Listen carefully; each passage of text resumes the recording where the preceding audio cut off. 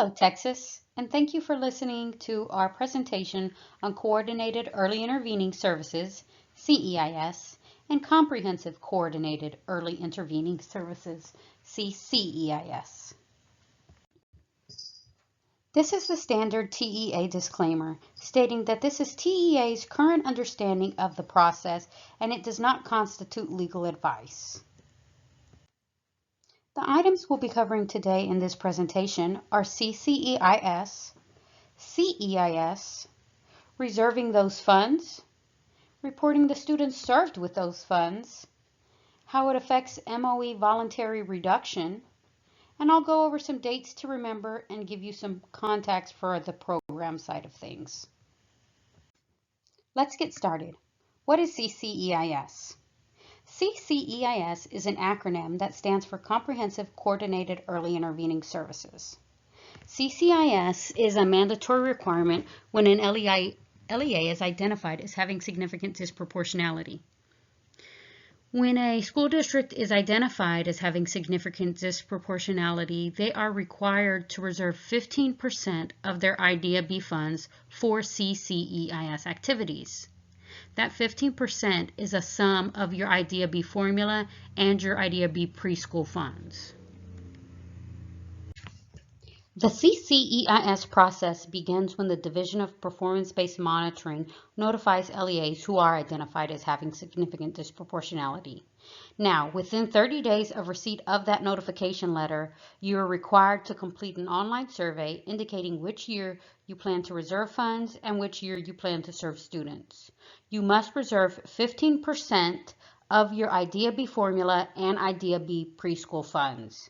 And you do that in the Special Ed Consolidated Federal Grant application. Once you reserve those funds, you must track the students that you're then serving with those CCEIS funds. And in the spring of that school year, you'll complete the SC 5100 and E-grants under the Special Collections tab, and you'll report the number of students you served with those funds. Okay, now what is CEIS? CEIS is an acronym for Coordinated Early Intervening Services.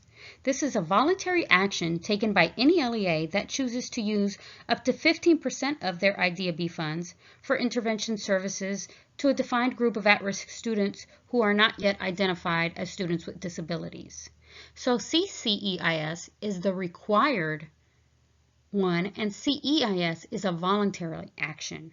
So if you choose to voluntarily reserve the funds, you may choose to reserve up to 15%. And since this is voluntary, you do not have to reserve the entire 15%. You have a choice. The CEIS process begins at the local level.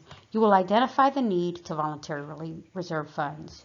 You may voluntarily reserve 15% of your IDEA B formula and preschool funds in the Special Ed Consolidated Federal Grant application. So if you choose to voluntarily reserve up to 15% of your funds, you will then serve the identified students and you're going to track that data for the next 3 years. In spring of the school year, you'll complete the SC 5100 and E-grants under the Special Collections tab to report the number of students you served and the numbers that were subsequently identified as needing special education services. You'll track and report on those same students for the next 2 years. So whether you're reserving funds for CCEIS or CEIS, you do it in the same place.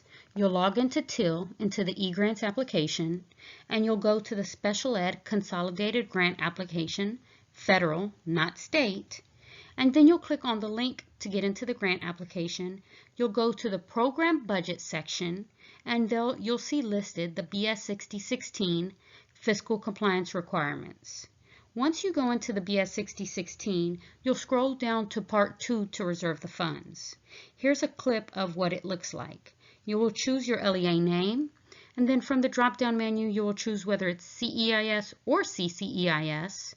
The next max reserve column is an internal calculation of your district's 15%, and then you fill in the rest of the columns.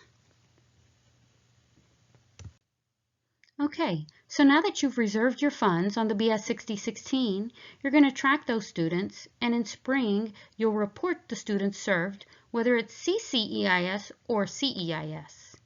And the way you do this, you also log into TIL, into the eGrants application, and you'll look on the top bar under the Special Collections tab, and you'll see the current year's SC 5100, the Special Ed Comprehensive and Coordinated Early Intervening Services Special Collection.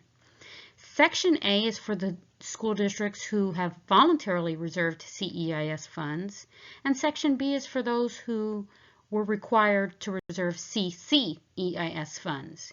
You will fill out Section A or B based on what your district has reserved.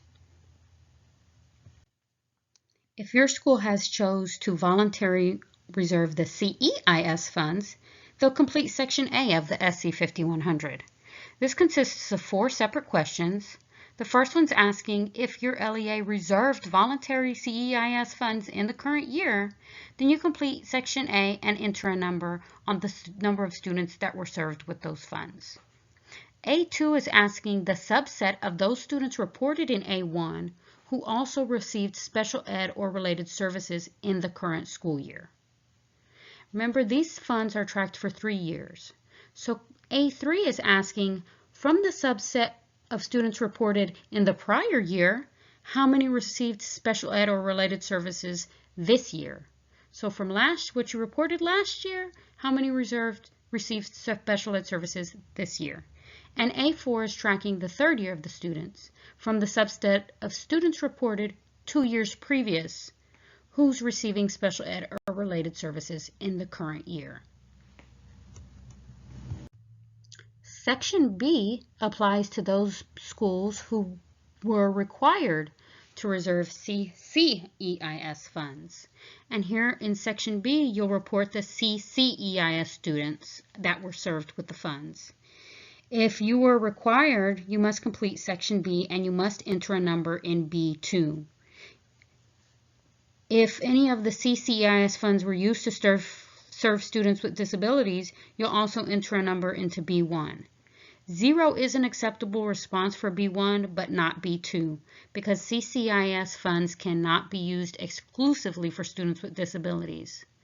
Students served with CCEIS funds are tracked and reported for only 1 year.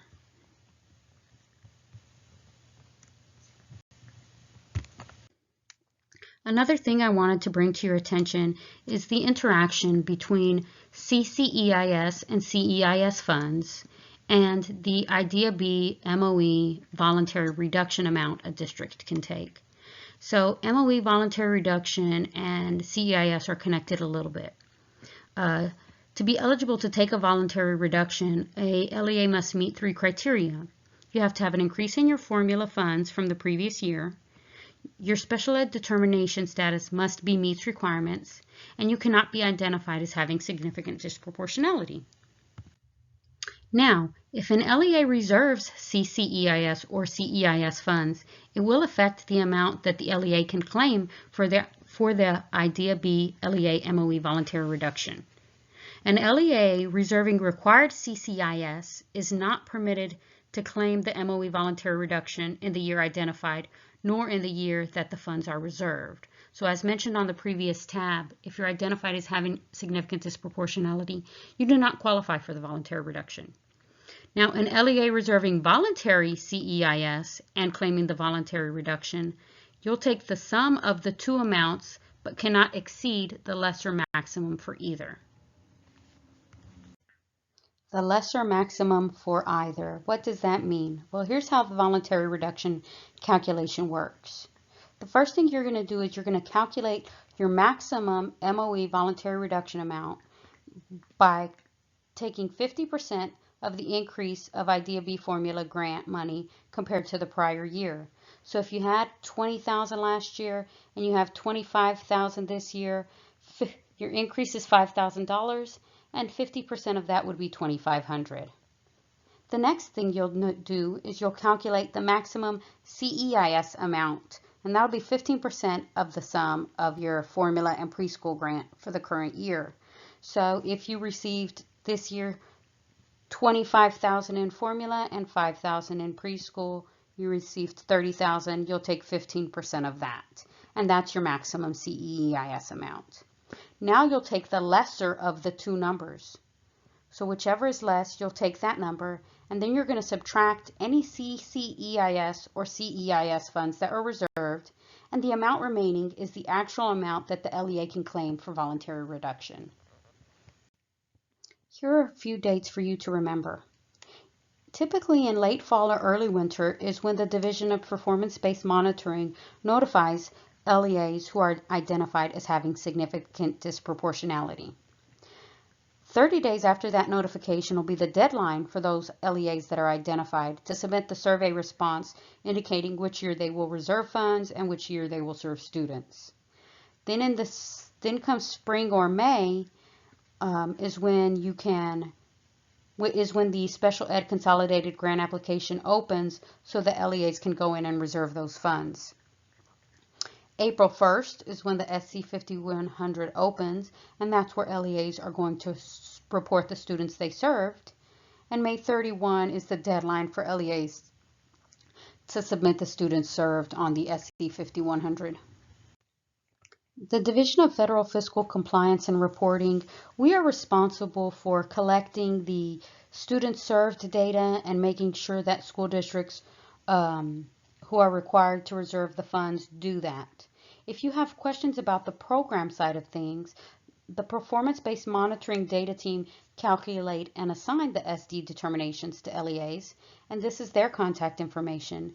And for the SD program requirements, you can contact the Special Ed Programs Division, specifically David Maps, and that's his contact information.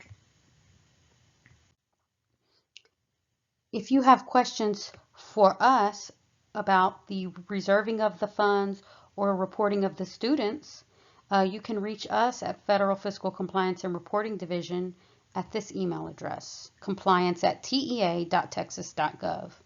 This email account is checked on a daily basis, and this is the quickest and fastest way to get a response if you need any assistance or have any questions.